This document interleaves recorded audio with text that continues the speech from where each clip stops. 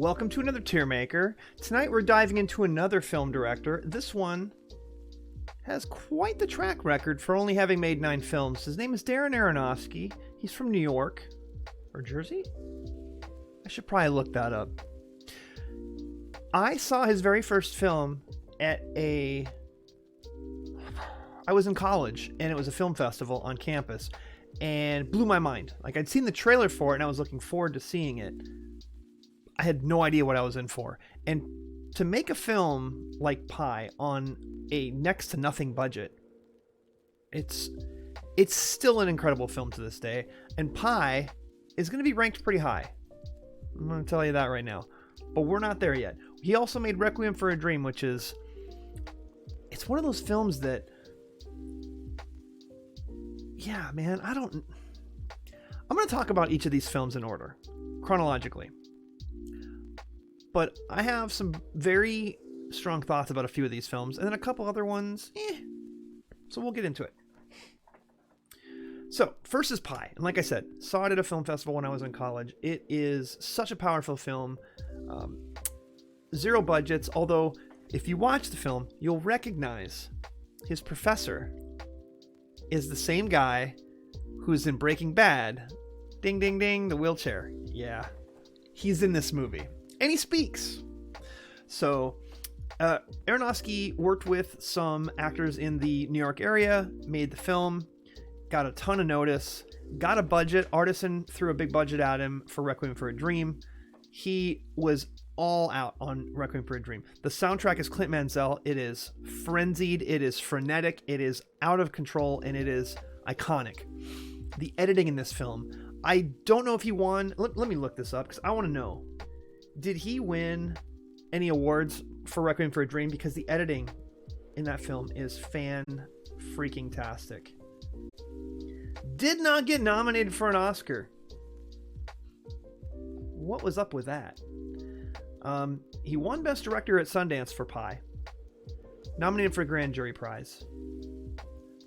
Independent Spirit Awards, won Best First Screenplay, of course. Best First Featured Nomination. So let's go through Pi first, because Pi is a very low budget film, but it holds up to this day. In fact, I think the studio that is behind the film is doing like a 4K remastered version they're putting in theaters. Anyway, I haven't seen it in a long time, but I will tell you right now, the movie, for a zero budget indie film, it's really impressive. I'm putting it as an A. If you've seen it, I think you'd agree. It's kind of a tough watch in some spots, especially the ending. Holy crap. But it's worth it. But the uncomfortableness in certain parts of Pi is just amped up to the nth degree in Requiem for a Dream. It is so uncomfortable. It's so uncomfortable. The last 20 minutes of this film is just gut punch after gut punch. But it's edited so well. It's made so well. It's scored so well. It's acted really well. Oh, God. Jared Leto, if you didn't take him seriously as an actor before this, you did now. I think there are people who are younger who maybe missed this film. I hope that it gets some traction, because I think there are scenes in this that could be... look, the message is a little heavy-handed. A lot heavy-handed. But that doesn't mean that it isn't still a fantastic view to this day. It's a tough watch. In fact, on this list of films, it might be the toughest watch of all of them. Second to Mother, but we'll get to Mother. So for Requiem for a Dream, it's... I want to rank it as an S. And when I look at this list, I feel like it deserves to be an S. I'll tell you, when it first came out, I watched it a lot. I saw this movie a lot. I don't know, 5-6 times at least, just because I was so just into how well it was made. Marlon Wayans is in a dramatic role in this film as well, and he's pretty good. It's an S for me. It is an S. It's tough, but the craft cannot be denied, and it is a very powerful film. Oh, also, how did Please help me out. I'm drawing blanks on names tonight, y'all. I'm sorry. How is it that Ellen Burstyn did not get nominated for an Oscar for this movie?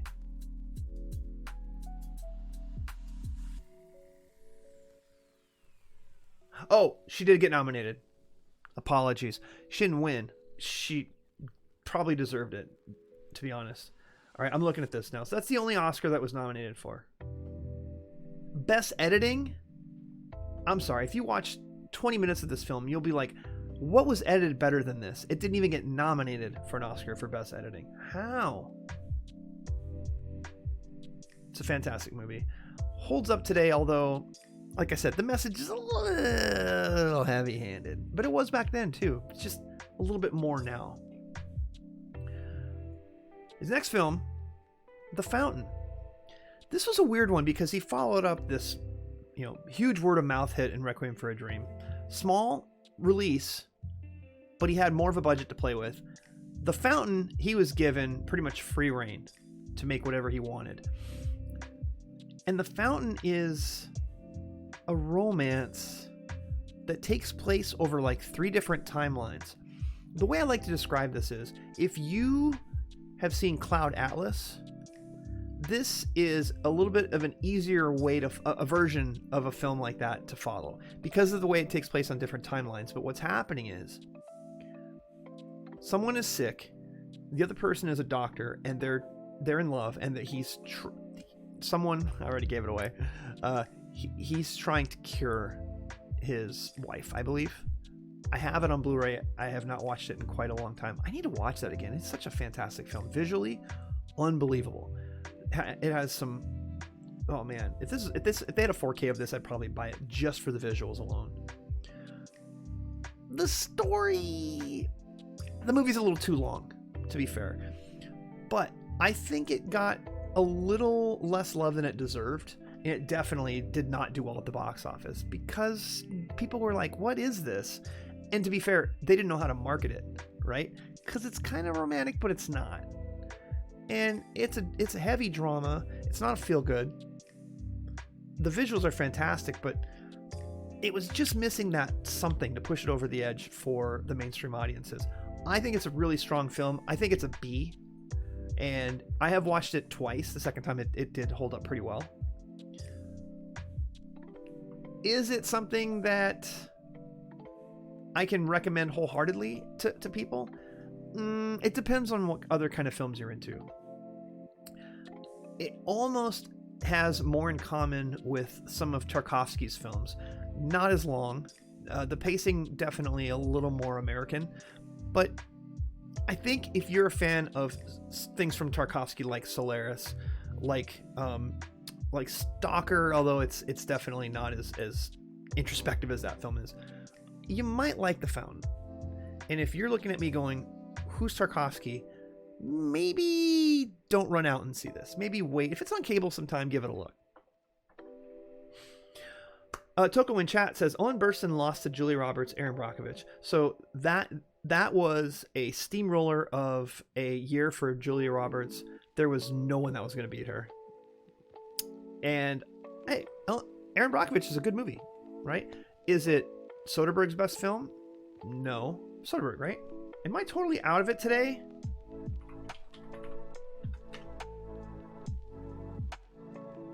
Please tell me Soderbergh made that film, because I'm losing my mind. Yes! God, okay, I'm not totally crazy. We need to do a Soderbergh tier maker sometime soon. I'll make a note of that. Aaron Brockovich, very good movie. She's good in it. Ellen Burstyn works her ass off in Requiem for a Dream. She should have gotten it. But, sometimes there's an actor or an actress that is, the hot hand, and there's no one that's going to get in their way. And I think that's what happened there. Now, The Wrestler. I saw this in a theater, and I saw it in a double feature with Gran Torino. Fun fact, because they both came out at the same time around December, award season. Gran Torino, not as good a film as The Wrestler, but the comedy in it plays pretty well, deadpan as it does. It's totally ridiculous. But I watched Gran Torino first. the mood of that film up until the end was weird going into The Wrestler, because The Wrestler is a much more realistic film, like sadly realistic. You're kind of rooting for the guy and you're kind of not. Like you see, and by the way, if Mickey Rourke has ever had a better performance, I'm not sure what it is. He is fantastic in this film. And did he get nominated for an award for this? The Wrestler, 2008. I'm scrolling. Yes. Marissa Tomei got nominated for Best Supporting Actress, and she's really good in it. She's fantastic all the time. Mickey Rourke nominated for Best Actor. Deservedly so. He's so good in it. I don't know that it deserved any other awards nominations, so I'm fine with those awards. Even Tomei is very Marissa Tomei-ish. She didn't really have to do as much as he did. Having said that, I had no problem with her getting nominated for it.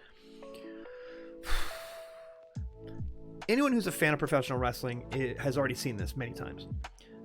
It is so warts and all about, you know, former big-time wrestlers who are struggling to still stay in the game as they're getting older. And you can see how battered and bruised he is and how he's struggling to get by. He's working at a meat counter in a deli, or a deli counter in a grocery store to pay bills. He's estranged from his daughter because he was on the road all the time. It's very realistic in terms of what some of these people do to try to get to achieve their goals and to live their dream as being a professional wrestler. It's a really good movie. Kind of a tough watch. Aronofsky, that's a thing. Tough watches all over the place, but rewarding in a lot of the cases. I think The Wrestler's a low B. Some people would probably rank it a little bit higher. They might even rank it above The Fountain. I will say The Fountain, I'm giving Aronofsky credit for just taking massive swings. He took such big swings with The Fountain, and they don't all connect. In The Wrestler, it's very grounded. It's very down to earth. It's well made, very well acted, solid film, and it's probably a little more successful than The Fountain. But it's smaller scale, and it doesn't try to tell this insane story over 3 different timelines and some futuristic thing with this tree in a bubble and all this. It's not as heady. It is almost the opposite. But I'm putting The Wrestler behind it just because of that fact. I think it's very successful at what it's trying to do, but The Fountain tries to do a lot, and I want to give films credit for taking big swings. Bag of Rye is here. Always a tough watch. Are you talking about The Fountain or are you talking about The Wrestler? They're both kind of tough watches. In fact, all 4 of those films, all 8 of these films, did I say 9 films? I thought he had 9 films.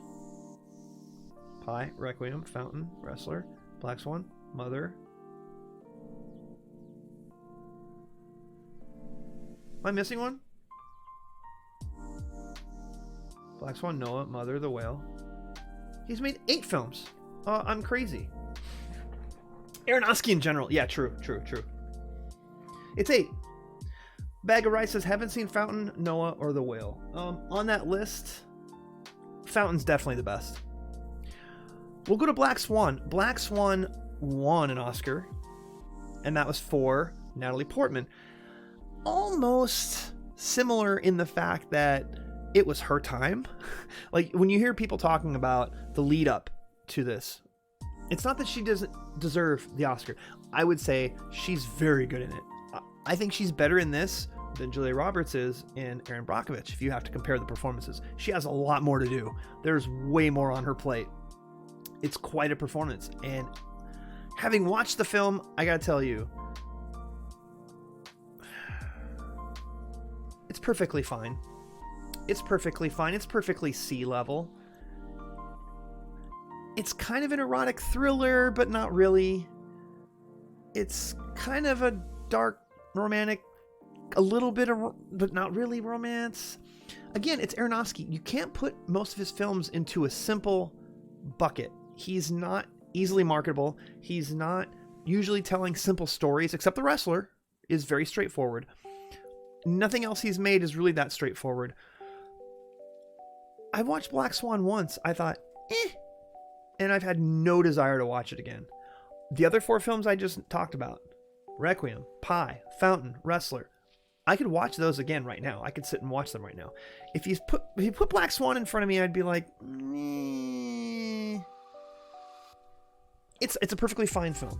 It's well made, right? Aronofsky's films always well made. I don't really care to watch it again. Doesn't mean it's bad. That's why it's a C. It's not a D. It's not an F. Noah.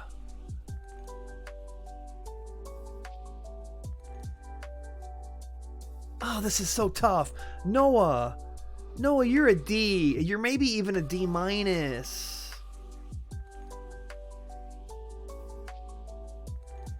Noah.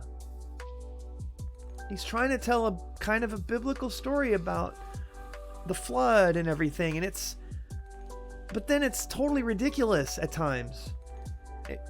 Not commenting on religion or biblical stuff or anything like that. I'm just saying the movie feels ridiculous. Some of the more successful religious themed movies make I'd say kind of what would be ridiculous on paper, they make it feel real. At no point in Noah did I feel like it was building up to something that was realistic.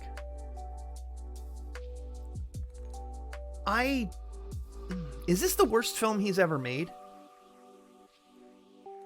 I'm going to look at Rotten Tomatoes. I was wrong. Wow. Okay. I'll go over the ratings in a little bit. The Rotten Tomato rankings in just a bit. I did not get into Noah at all. And some of the visual effects are cool, but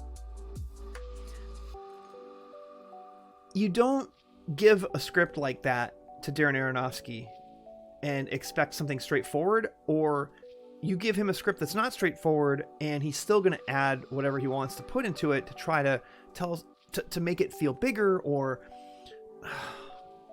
this is a really disappointing movie to me because I feel like it could have been something and it just didn't feel like it was much of anything. I don't know how it did at the box office, and quite frankly, well, I'll tell you, Noah, 101 million? Really? I bet the budget was higher than that.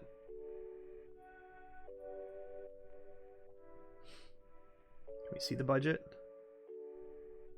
No, not on Rotten Tomatoes. So, yeah, I'll tell you this much. On this list, it's probably the film that I would return to the least. A D means it's not good, but it's not terrible. Terrible is F.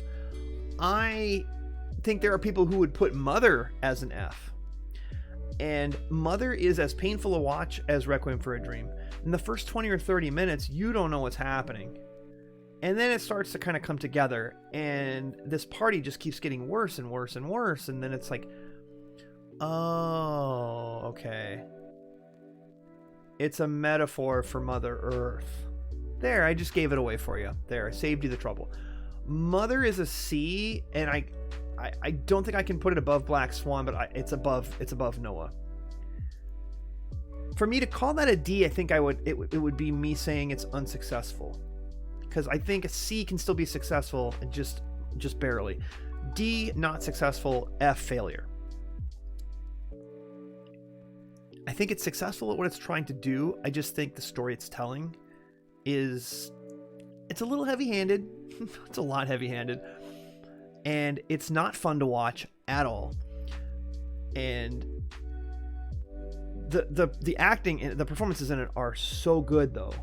And if you're a fan of good acting, you need to see just how put upon she is in this. But man, is it a tough watch. Bag of Rye. Mother was so hyped up because it was so hyped, I was let down. I agree with C. Thank you. I'm glad you agree. I don't listen to the hype on Aronofsky films because I've seen what he's done. I know what he does, and if there's a lot of hype or not hype at all, I'm going to see it as soon as I possibly can. But I try to tune out everything because he's such a polarizing director. He's not someone who people just fall over and love like a Scorsese. He's such a unique director. His films are all very unique. I love that about him. I'm always going to watch his films. But he doesn't draw that love, that passion that a lot of film goers have. It's more of an interest. I'm interested in seeing his films, but I don't love most of them. Requiem for a Dream is an S. I think it's his best film on this list so far. Do I love the film? No. All right, the last one's The Whale, and this is a really tough one to rate. It is. It's tough because The Whale, Brendan Fraser won Best Actor for this film. So that's 2 Oscars for Best Actor or Best Actress that have been won because of Aronofsky films. And Brendan Fraser was really good in the film. Yes, he's working under makeup. He's working under some green screen. At no point does it not feel real. At no point do you think that he is not someone who is suffering and yet continues to feed his problem, quote unquote. There are scenes in the film that draw true empathy, and then there are other scenes that are gratuitous. It almost feels like Aronofsky wanted to try to push some buttons with some people in a couple of scenes, and I don't respect the decisions he made. Showing him eating and binge eating at times, there's a few of these scenes, and they're not, I'm not saying this because they're painful to watch. They are, but because you see he's medicating himself with food by overeating. That's his medication, basically. It's his addiction. The performance by the woman who's playing his daughter is really good. Like, you believe her as a millennial or a Gen Z type person who she nails the performance. And towards the end, right up to the end, she's so good, and I want to see her in other stuff. I don't know her name off the top of my head. Fantastic performance. That is the reason to see this film. His performance and her performance. The story is cocktail napkin. The issues I have with the film are not great. There are some people who straight up give this film an F. They say it doesn't deserve to be seen, that it's exploitative for people who have struggle with their weight. And you have other people who say it's fantastic, it is everything it needs to be, blah, blah, blah. I feel like I need to put it right in the middle of that because I get what both sides are saying. And I think it is successful at what he's trying to accomplish, but is heavy-handed. There's that word again. And obvious in some ways where it doesn't need to be. If he could just learn a little bit of subtlety in his work, just a little bit. Because that's one thing Aronofsky is not, is subtle. Maybe that's the New Yorker in him. I don't know. Scorsese can be subtle sometimes. He's a New Yorker. Find me a more famous director from New York than Scorsese. I'm going to put The Whale as a C, but I'll be honest, it is a low C. I would probably rather watch Mother again, just because the craft of making Mother, the way there's a lot of these oneers, or the way the camera's following people around through the party and stuff, it is almost intoxicating watching the way that film is made. And I'm telling you, her performance in it is fantastic. Why am I losing my mind at her name? It's Jennifer what? I'm having a really bad night with names, y'all. I'm sorry. I'm so bad. Why can't I remember Jennifer Lawrence's name? I knew Javier Bardem was in it. I'm having a night. I'm sorry. Sadie Sink is great in Stranger Things too. So I've only seen the first 2 seasons of Stranger Things, but Sadie Sink is the name of the person who plays his daughter, and she is really good. So nothing but love for her performance in The Whale. So we'll go through this again, because here's my ranking. Requiem for a Dream I still think is his best film. It is the best edited It is the most frenetic. Watching it is an experience. It will drain you. And even though it's heavy-handed with the messaging, all the lead performances, especially Ellen Burstyn, phenomenal. Pi, first film, indie, zero budget, fantastic film. So well made. Still one of his best. And even though the story goes a little bit off the rails in the third act, it is totally worth seeing if you have a chance to see it. I know they're doing like a revival of it. I think it's in 4K. If you can see it in a theater, do. If you can't, hopefully it comes on a 4K or you'll give it a look on cable. The Fountain and the Wrestler both are Bs for me. I like the Fountain a little bit more because it takes big swings and tries to do some really big things, even if it doesn't always succeed. The Wrestler, really, really good film. I would like to watch it again. In fact, I think it's been on Showtime or HBO recently. I watched like 10 or 15 minutes of it. I was like, I need to sit down and watch this again because I haven't seen it in a long time. Mickey Rourke's fantastic in it, nominated for Best Actor. Maybe his best performance. The Seas, Black Swan, Mother, and The Whale, all of those are worth watching once for the performances. Fantastic performances across the board in those films. Black Swan, probably the most watchable of the three, but it's still a bit of a painful watch. And lastly, I'm putting Noah down at the bottom. I'm sorry. It's not really repeatable at all. Like, plus the performances in it aren't really great either. Like, you watch Aronofsky films for some weirdness, some really good performances, and the craft of the films. There's craft there, but it's not really weird, and the performances really aren't great. So, of his films, I think it's the least. It's not terrible, but it's not one I have any desire to watch again. So, those are the 8 films of Darren Aronofsky. He takes his time as a director. You'd think he'd have more by now. I don't know what he's working on next, but I will tell you, the Rotten Tomatoes, Pi, these are all critics, by the way. Pi, 88%. Requiem, 78%. Wow, I would have thought that was higher.